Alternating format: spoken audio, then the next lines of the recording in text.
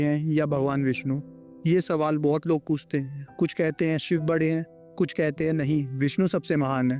पर आज जो कहानी मैं आपको सुनाने जा रहा हूँ वो इस सवाल का जवाब बहुत ही खूबसूरत तरीके से देने वाली है। बहुत समय पहले की बात है, देवताओं के बीच एक दिन ये बहस छिड़ गई, कौन बड़ा है, शिव या विष्णु। अब कोई किसी को मना नहीं पा रहा था, तो सभी ब्रह्मा जी के पास पहुंचे और बोले, महाराज आप ही बताइए दोनों में सबसे बड़ा कौन है। ब्रह्मा जी बोले, इस सवाल का जवाब तो कोई ज्ञानी ऋषि ही दे सकता है, चलो ऋषि भृगु के पास चलते हैं। अब ऋषि भृगु ने सोचा, मैं खुद जाकर दोनों की परीक्षा लेता हूँ। सबसे पहले वो कैलाश पर्वत गए शिव जी के पास। अब हुआ ये कि शिव जी उस वक्त गहरे ध्यान में थे।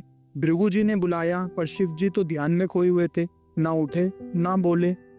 भृगु जी को लगा इन्हें मेरा अपमान करना है क्या, थोड़ा गुस्सा हुए और वहां से निकल गए। अब सीधे पहुंचे बैकुंठ विष्णु जी के पास। यहाँ पहुंचकर उन्होंने बहुत ही अजीब चीज करी, सीधा विष्णु जी की छाती पर ही लात मार दी। अब आप सोच रहे होंगे भृगु जी को क्या हो गया था, पर यह सब परीक्षा का हिस्सा था।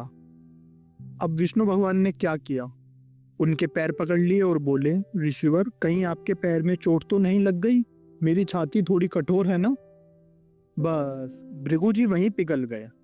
भगवान आपकी सहनशीलता, आपकी विनम्रता ये अद्भुत है, आप ही सबसे बड़े हैं। लेकिन कहानी अभी खत्म नहीं होती। तभी अचानक एक रोशनी फैली और शिव जी वहां प्रकट हो गए। उन्होंने मुस्कुराकर कहा, भृगु तुमने मेरी परीक्षा ली, कोई बात नहीं, लेकिन तुमने मेरे सिर्फ एक स्वरूप का दर्शन किया है। क्या तुम्हें पता है मैं और विष्णु एक ही हैं, हम दोनों एक ही शक्ति के दो रूप हैं। विष्णु जी भी बोले, जैसे सूरज की रोशनी और उनकी गर्मी अलग नहीं होती, वैसे ही शिव और विष्णु भी अलग नहीं है। और फिर दोनों देवता एक ही हो गए हरिहर रूप में, मतलब शिव और विष्णु एक ही है। तो दोस्तों असली सवाल यह नहीं है कि कौन बड़ा है, शिव या विष्णु। सच तो ये है कि जब आप सच्चे दिल से किसी एक की पूजा करते हैं तो दूसरे की पूजा अपने आप ही हो जाती है। धर्म कभी बांटता नहीं है, वो हमेशा जोड़ता है।